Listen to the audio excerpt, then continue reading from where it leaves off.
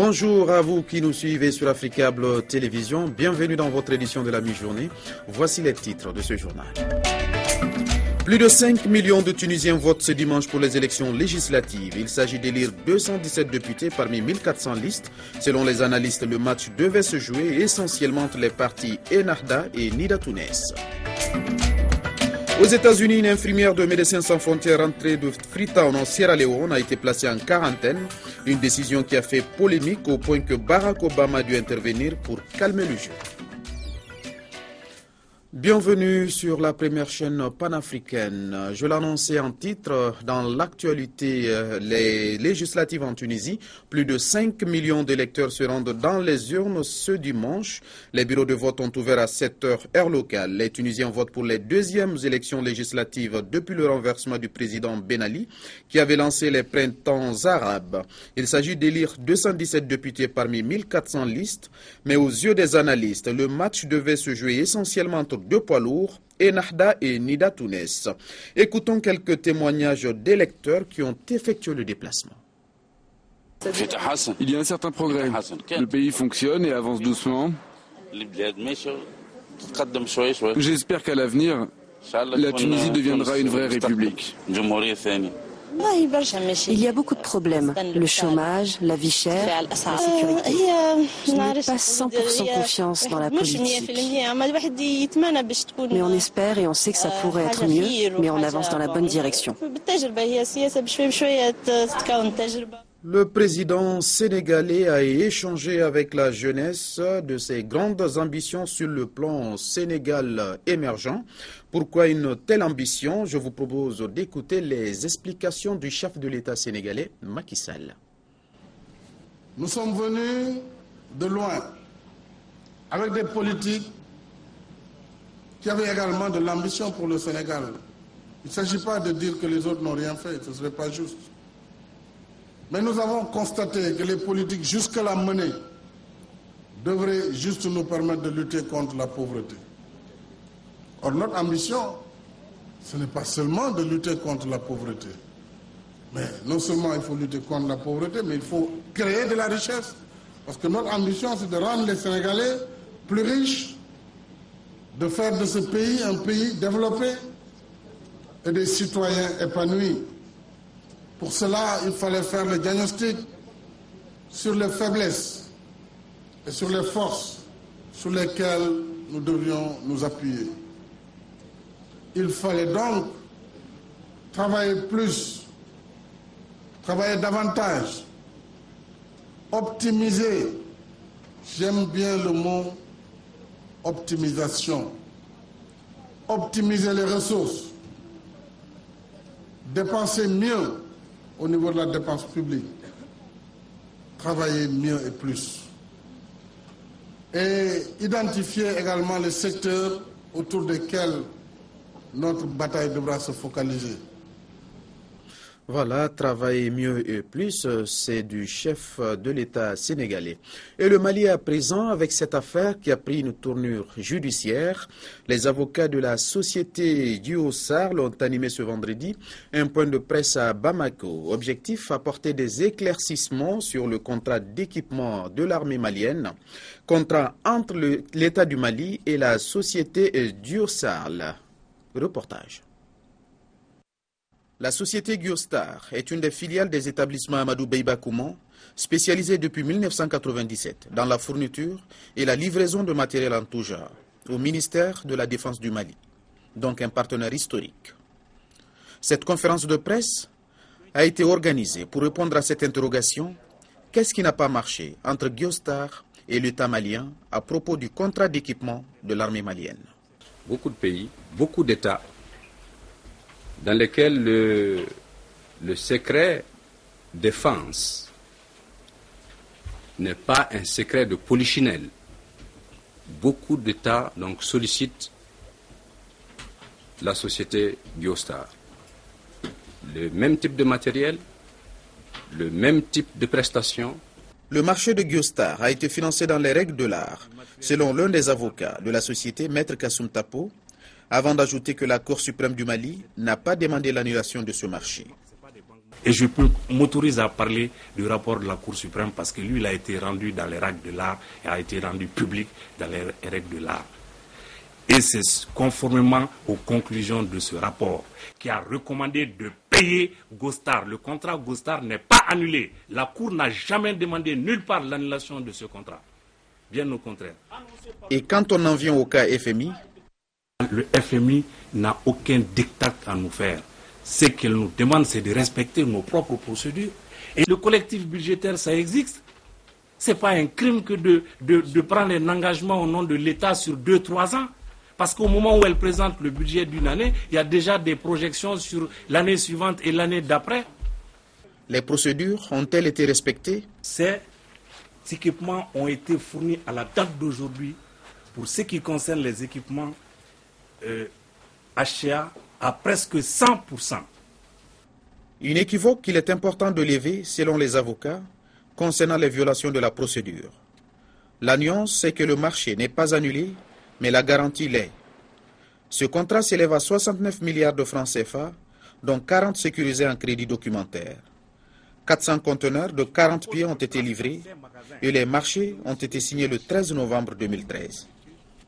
Santé à présent, virus Ebola. Une infirmière rentrée de Freetown en Sierra Leone est placée en quarantaine à New York alors qu'elle ne présentait aucun symptôme.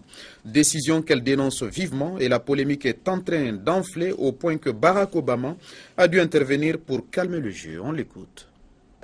Nous devons travailler ensemble à tous les niveaux, au niveau fédéral, au niveau des États et au niveau local. Et nous devons continuer à agir car c'est la meilleure façon d'arrêter cette épidémie. Le meilleur moyen de garantir la sécurité des Américains, c'est d'arrêter l'épidémie à la source en Afrique de l'Ouest. Et c'est la science qui doit nous guider. Nous devons suivre les faits et ne pas céder à la peur. Ebola toujours en marge des assemblées annuelles du Fonds monétaire international et de la Banque mondiale. Les ministres des Finances de la Guinée, du Libéria et de la Sierra Leone se sont rencontrés à Washington. Les échanges ont surtout porté sur les mesures à prendre pour lutter efficacement contre la fièvre hémorragique à virus Ebola. Conjointement avec la secrétaire exécutive de la Manoriva Union, les 3 chefs de département ont plaidé pour un besoin urgent et immédiat de ressources financières supplémentaires pour éviter la catastrophe à court terme. Une déclaration présentée à la directrice du Fonds monétaire par le ministre guinéen des Finances, président en exercice de l'Union du fleuve Mano et au président de la Banque mondiale par son homologue léonais. Les échos de cette requête ont créé une telle psychose que la requête a été également présentée par le ministre guinéen au comité de développement des G7+, et au comité des 24 pour décision. Déjà, la Banque mondiale voudrait développer un système de surveillance multinationale dont l'utilité touchera 4 pays de la sous-région. À la Société financière internationale, la mission gouvernementale s'est entretenue avec les autorités de cette institution présentes dans plusieurs secteurs économiques de la Guinée. D'abord, pour soulager les petites et moyennes entreprises, la Société financière compte ouvrir des lignes de financement pour garantir les fonds de roulement des PME en passant par les banques primaires. Avec Novotel, l'évaluation est faite, les négociations pour une sortie de crise entre le gouvernement et le groupe Accor sont en cours. Et puis, la Banque européenne d'investissement compte accorder un prêt important à la Guinée dans le cadre du projet Simandou. Pour ce appétit, une approche participative de la Banque mondiale sera proposée à la Guinée d'ici à la fin de l'année. Aujourd'hui, la banque a déjà mis 400 millions de dollars à la disposition de ces pays qui ont été affectés par la crise. Signalons qu'au cours de la rencontre du groupe des 24, les 2 administrateurs africains du Fonds monétaire et de la Banque mondiale ont été renouvelés pour fin de mandat. À propos du virus Ebola, notez que le dernier bilan de l'Organisation mondiale de la santé, l'OMS, bilan à la date du 23 octobre, ce bilan est de 4 922 morts. Direction le Maroc pour parler à présent de la problématique des droits des femmes. Une mobilisation revendicative militante organisée par la coalition civile pour la mise en application de l'article 19 de la Constitution. C'était à la place des Nations à Casablanca. Utiliser l'art comme moyen de sensibilisation, une idée innovante mise en œuvre par la coalition civile pour l'application de l'article 19 de la Constitution, une coalition qui milite pour la parité et l'égalité homme-femme. L'égalité est l'une des valeurs qui constituera un Maroc moderne, démocratique, égalitaire et digne. C'est une valeur portée par différentes composantes de la société, dont les artistes. L'événement Égalité en fête a débuté ce matin. Des activités sportives ont été suivies de projections de films, d'ateliers thématiques et d'expositions de produits artisanaux. C'est l'une des rares fois où les associations de la société civile font appel aux artistes pour changer la manière de communiquer leur message.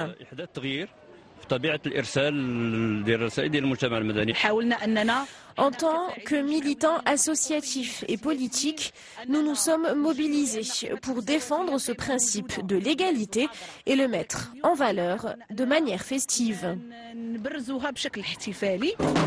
Développer des liens de convergence entre le monde culturel et artistique et la société civile afin de faire avancer la cause féminine, une initiative sans précédent qui a réuni jeunes et moins jeunes autour du concept d'égalité. Journée de souvenirs avant de refermer cette édition. Journée de souvenirs hier samedi aux victimes du crash du vol AH5017 d'Air Algérie. Une journée voulue par l'association des familles des victimes. C'est au Burkina Faso. Elles ont réaffirmé l'espoir que les investigations engagées puissent établir la vérité sur les circonstances de l'accident d'avion. Sonnerie aux morts, une minute de silence, bougie allumée, dépôt d'une gerbe de fleurs. Grande est l'émotion de la journée du souvenir et d'hommage aux victimes du crash du vol AH5017 Air Algérie, survenu le 24 juillet 2014 dans la région de Gossi au Mali, faisant 116 morts de 15 nationalités dont 28 burkinabés. Tour à tour, les différentes confessions religieuses ont prié, implorant la miséricorde du Tout-Puissant pour le repos des âmes des disparus. Malgré la douleur, les parents des victimes disent leur gratitude à la nation tout entière. À l'endroit des familles, le gouvernement manifeste encore une fois de plus sa compassion et s'engage à les accompagner dans la quête de la vérité sur les circonstances de l'accident. C'est toute la nation qui est touchée et plusieurs nations avec. Et le gouvernement exprime donc sa solidarité et sa compassion et exprime aussi sa disponibilité pour accompagner l'association dans la recherche de la vérité. Et dans la recherche de cette vérité, l'enquête poursuit son cours.